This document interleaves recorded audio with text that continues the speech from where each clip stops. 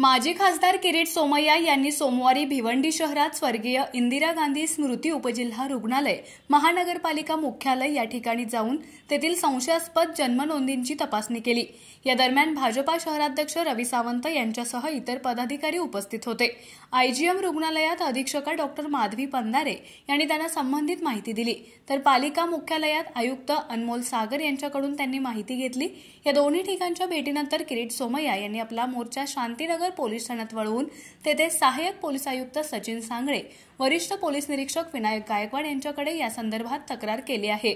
त्यांना भिवंडीतील महानगरपालिका व स्वर्गीय इंदिरा गांधी स्मृती उपजिल्हा शासकीय रुग्णालय या ठिकाणी एकूण 957 संशयास्पद जन्मनोंदी आढळल्या असून याबाबत आपण शांतीनगर पोलीस ठाण्यात तक्रार नोंदवण्याची माहिती भाजप नेते माजी खासदार किरीट सोमय्या यांनी दिली। महाराष्ट्रात विलंबित जन्मनोंदी प्रमाणपत्र घोटाळा झाला आहे। भिवंडीत अशा प्रकारे 957 नोंदी झाल्याचं आज सिद्ध झालंय। पालिका, तहसीलदार, रुग्णालय यांच्यासोबतच्या बैठकीत त्यांना कोणतेही अधिकार नसताना हे जन्म प्रमाणपत्र दिलेत हे स्पष्ट झालंय। 550हून अधिक भिवंडी पालिकेने तर 275 हे आयजीएम रुग्णालयातून दिले आहेत, जे अधिकारी नसताना दिले आहेत, ज्या संदर्भात शांतीनगर पोलीस ठाण्यात पुराव्यासह तक्रार दिली आहे। याबाबतचा योग्य तपास करतील असा विश्वास किरीट सोमय्या यांनी व्यक्त केलाय।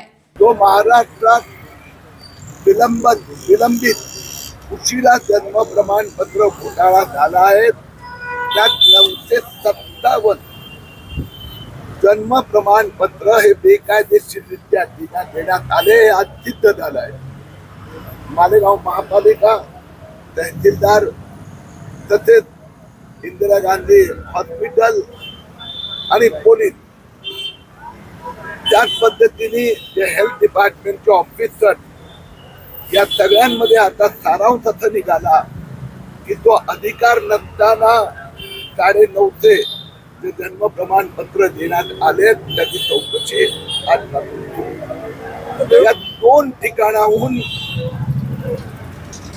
500हून अधिक 550 प्रमाणपत्र हे मालेगाव महापालिकेने दिलेले आहेत।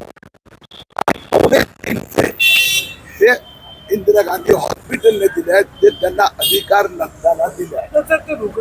आज आम्ही आता पोलीस स्टेशनला तक्रार केली, सगळे पुरावे दिले आहेत। पोलीस त्यांची चौकशी करणार, प्राथमिक चौकशी झाल्यावर मग पोलीस पुढची कारवाई ठरवणार।